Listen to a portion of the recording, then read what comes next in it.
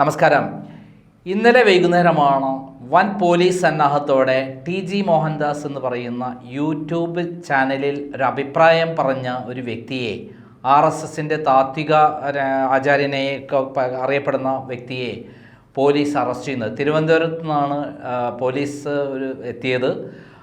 അവർ എത്തിയത് വെറും ഒന്നോ രണ്ടോ പോലീസല്ല, ഒരു സംഘം പോലീസ് അദ്ദേഹത്തിൻ്റെ വീട് വളഞ്ഞിട്ടാണ് അദ്ദേഹത്തെ അറസ്റ്റ് ചെയ്യാൻ എത്തിയത്. അദ്ദേഹത്തിൻ്റെ വീട് വളയുന്നു, റെയ്ഡ് നടത്തുന്നു. അതിനുശേഷം അവിടെയുള്ള അദ്ദേഹത്തെ അറസ്റ്റ് ചെയ്ത് തിരുവനന്തപുരത്തേക്ക് കൊണ്ടുപോകുന്നു. തിരുവനന്തപുരത്തേക്ക് കൊണ്ടുപോയ ശേഷം ഇന്ന് 3 മണിക്കാണ് അദ്ദേഹത്തെ കോടതിയിൽ ഹാജരാക്കിയത്. എന്താണ് അദ്ദേഹം ചെയ്ത കുറ്റം എന്നുള്ള ആദ്യം നോക്കാം.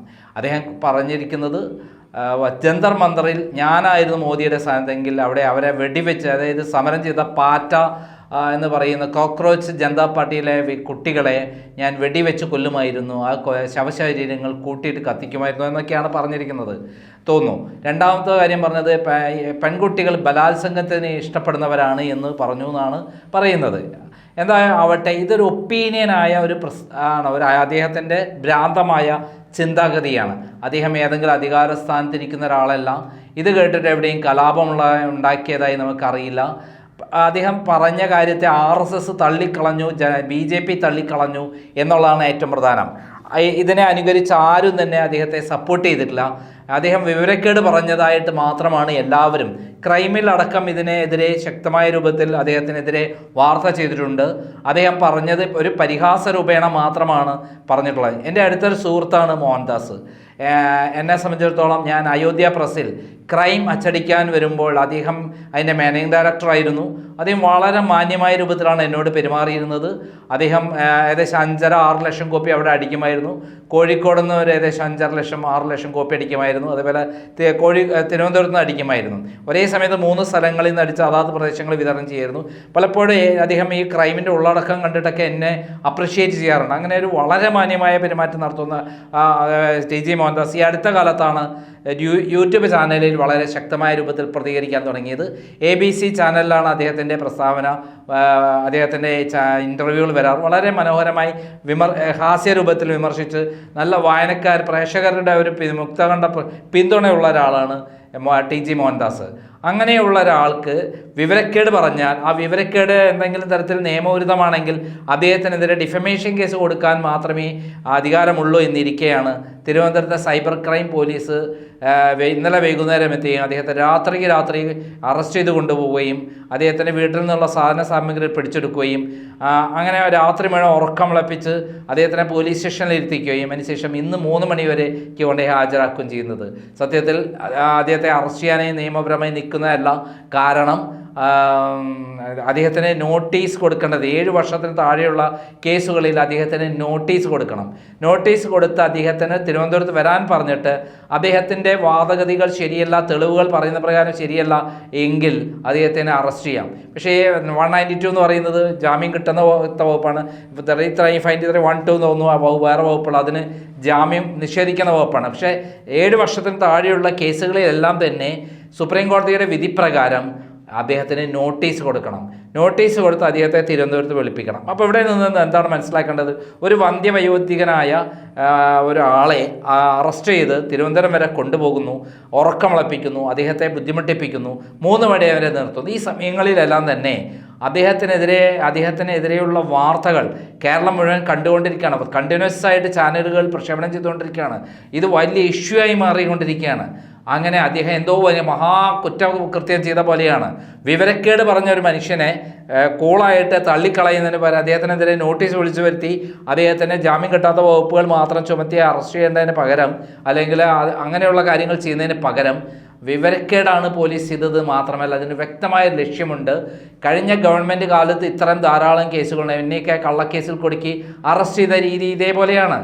അർദ്ധരാത്രി വരുന്നു, എന്നെ അറസ്റ്റ് ചെയ്യാൻ ശ്രമിക്കുന്നു, എന്നിട്ട് സുപ്രീം കോടതിയുടെ വിധികൾ പറഞ്ഞിട്ടൊക്കെയാണ് ഞാൻ പലപ്പോഴും രക്ഷപ്പെട്ടുള്ളത്. എന്നെ മുൻകൂർ ജാമ്യത്തിന് കൊടുത്ത അവസരത്തിൽ പോലും എന്നെ അറസ്റ്റ് ചെയ്തിട്ടുണ്ട്. അതേപോലെ ഇല്ലാത്ത കള്ളക്കേസാണ് കെട്ടിച്ചമച്ച് എൻ്റെ പേരിൽ എടുത്തിരിക്കുന്നത്. വീണ ജോർജിൻ്റെ പേരിലാണ് ഒരു കേസ് എടുത്തത്. അതിൽ യാതൊരു തരത്തിലും എനിക്കെതിരെ കേസ് നിലനിൽക്കില്ല. ഒരു അപകീർത്തി ഉണ്ടെങ്കിൽ അവർക്ക് കേസ് കൊടുക്കാമെന്നുള്ളതിരിക്കുകയാണ് 67A വകുപ്പ് പ്രകാരം കേസെടുത്തത്. ഇതേപോലെ എൻ്റെ ഓഫീസിലൊരു വനിതയെ കയറ്റി എന്നിട്ട് അവരെ അപകീർത്തിപ്പെടുത്തി അവരോട് മോശമായി പെരുമാറി എന്ന് പറഞ്ഞിട്ട് മോശമായി സംസാരിച്ചു എന്നുള്ള പേര് എനിക്കെതിരെ കേസെടുത്തു. അതെങ്ങനെ SC/ST അട്രോസിറ്റി നിയമപ്രകാരം അത് കള്ളമാണെന്നുള്ള കാര്യം ഉണ്ടായിട്ട് പോലും പോലീസ് പരിശോധിക്കാതെയാണ് എന്നെ അറസ്റ്റ് ചെയ്തത്. 34 ദിവസം എന്നെ ജയിലിൽ കിടത്തേണ്ടി വന്നു SC/ST അട്രോസിറ്റി നിയമമുള്ളപ്പം. അതേപോലെ ഇതാണ് ശ്വേതാമേനോൻ്റെ പേരിൽ ഒരു കള്ളപ്പരാതിയിൽ അന്നത്തെ മുഖ്യമന്ത്രി ഇടപെട്ട് എനിക്ക് മുൻകൂർ ജാമ്യം ഉണ്ടായിട്ട് പോലും മുൻകൂർ ജാമ്യത്തിന് അപേക്ഷിച്ചിട്ട് പോലും ആ സമയത്ത് കോടതി വരാന്തയിൽ നിന്നാണ് എന്നെ കള്ളക്കേസിൽ കൂടി അറസ്റ്റ് ചെയ്യുന്നത്. ഇങ്ങനെ നിയമവിരുദ്ധമായ കാര്യങ്ങൾ ചെയ്തിട്ടുള്ള ഗവൺമെൻറ്റാണ് നമ്മുടെ കഴിഞ്ഞ ഗവൺമെൻറ്. ഏറ്റവും അധികം നമുക്കറിയാം ഷാജൻ സ്കറിയെ വേട്ടയാടിയതും ഷാജഹാനെ അറസ്റ്റ് ചെയ്തുകൊണ്ടെന്നൊക്കെ നമ്മൾ കാണാം. ഇപ്പം ഇത്തരത്തിലുള്ള കാര്യങ്ങൾ വീണ്ടും റിപ്പീറ്റ് ചെയ്യുന്നതിന് പിന്നിൽ VD സതീശനാണോ ചെന്നിത്തലയാണോ അല്ല ഇവർ രണ്ടുപേരുമല്ല. പിണറായിയുടെ പ്രേതം താങ്ങുന്ന ഇവിടെയുള്ള ചില പോലീസ് ഓഫീസർമാരുണ്ട്.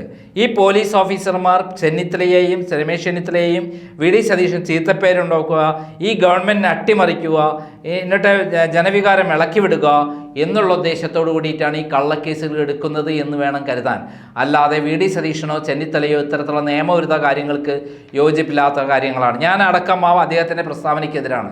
അദ്ദേഹം പറയാൻ പാടില്ലായിരുന്നു. അദ്ദേഹത്തെ പോലെയുള്ള ഇത്തരത്തിൽ വിവരവും വിവേകവുമുള്ള ആളുകൾ ഇത്തരത്തിലുള്ള പ്രസ്താവനകൾ നടത്താൻ പാടില്ല. അദ്ദേഹത്തിന് ഒപ്പീനിയനായിരിക്കാം, അദ്ദേഹം അതിൽ ഉറച്ചു നിൽക്കുന്നുണ്ടായിരിക്കാം, പക്ഷെ ഇങ്ങനെ പൊതുസമൂഹത്തിൽ പറയാൻ പാടില്ല. പക്ഷെ അതിൻ്റെ പേരിൽ അദ്ദേഹത്തിനെതിരെ ഇങ്ങനെ വൈകുന്നേരം വരിക, എന്നിട്ട് വീട് വളയുക, വീട്ടിനുള്ള വൻ പോലീസ് സന്നാഹത്തോടെ വരിക, എന്നിട്ട് എന്തോ ഭീകര കുറ്റവാളിയെ പോലെ അദ്ദേഹത്തെ പിടിച്ചുകൊണ്ടുപോവുക, എന്നിട്ട് രാത്രി വേണം ഉറക്കം വിളിച്ചിരുത്തിക്കുക, എന്നിട്ട് 3 മണി വരെ ഇരുത്തിക്കുക, എന്നിട്ട് കോടതി ഹാജരാക്കുക. ഇതൊക്കെ എന്ത് വൃത്തികേടാണ് കാണിക്കുന്നത്. ഈ ഗവൺമെൻറ്റിനെതിരെ VD സതീശനെതിരെയും ചെന്നിത്തലയ്ക്കെതിരെയും ചീത്തപ്പേരുണ്ടാക്കാൻ തുടക്കം മുതൽ ഈ ഗവൺമെൻറ് ജനാധിപത്യ വിരുദ്ധമായിട്ടാണ് പ്രവർത്തിക്കുന്നതെന്ന് കാണിച്ച് ഈ ഗവൺമെൻറ് അട്ടിമറിക്കാനുള്ള ചില പിണറായിസ്റ്റുകളായ പിണറായിസ്റ്റുകളായ പോലീസ് ഉദ്യോഗസ്ഥന്മാരുടെ കുബുദ്ധിയാണ്. അല്ലെങ്കിൽ പിണറായി വിജയൻ്റെ നിർദ്ദേശമോ അല്ലെ P ശശിയുടെ നിർദ്ദേശപ്രകാരമോ അല്ലെ ADGP അജിത് കുമാറിൻ്റെ നിർദ്ദേശമോ പ്രവർത്തിക്കുന്ന ചില പോലീസ് ഉദ്യോഗസ്ഥന്മാർ ഇപ്പോഴും പോലീസ് സേനയിലുണ്ട്. അവർ VD സതീശനെയും അതേപോലെ ചെന്നിത്തലയെയും മോശപ്പെടുത്താൻ ഈ ഗവൺമെൻറ് അട്ടിമറിക്കാൻ വേണ്ടിയിട്ടുള്ള പ്രവർത്തനത്തിന് ഫലമായിട്ടാണ് ഇത്തരത്തിലുള്ള കേസുകൾ എടുത്തിരിക്കുന്നതെന്ന് വേണം കരുതാൻ. ഇതുകൊണ്ട് എന്താണ് നേട്ടമുണ്ടായത്? ഒറ്റ ദിവസം കൊണ്ട് TG മോഹൻദാസ് കേരളത്തിലെ ഏറ്റവും അറിയപ്പെടുന്ന ഒരു യൂട്യൂബറായി മാറി, പത്രപ്രവർത്തകനായി മാറി. അദ്ദേഹം എല്ലാവരും എല്ലാവരും ശ്രദ്ധിക്കപ്പെടുന്ന ഒരു വ്യക്തിയായി എന്നുള്ളതല്ലാതെ ഈ കേസ് കൊണ്ട് ഗവൺമെൻറ്റിന് യാതൊരു ഗുണമില്ല, ജനങ്ങൾക്ക് യാതൊരു ഗുണമില്ല. അദ്ദേഹത്തിനാണെങ്കിൽ നാളെ ഇത് പറഞ്ഞുകൊണ്ട് എൻ്റെ അഭിപ്രായ സ്വാതന്ത്ര്യമാണ് പറഞ്ഞത് എന്ന് പറഞ്ഞുകൊണ്ട് അദ്ദേഹത്തിന് രക്ഷപ്പെടാൻ പറ്റും. ഇത് കോഷ് ചെയ്ത് പോകാമെന്നൊരു കേസാണ്. ഇത് ഈ നടപടിക്രമത്തിൻ്റെ പേരിൽ മാത്രം അദ്ദേഹത്തിന് രക്ഷപ്പെടാൻ പറ്റും. കാരണം നോട്ടീസ് കൊടുത്ത് 35(3) പ്രകാരം BNSS 35(3) പ്രകാരം നോട്ടീസ് കൊടുക്കണമായിരുന്നു.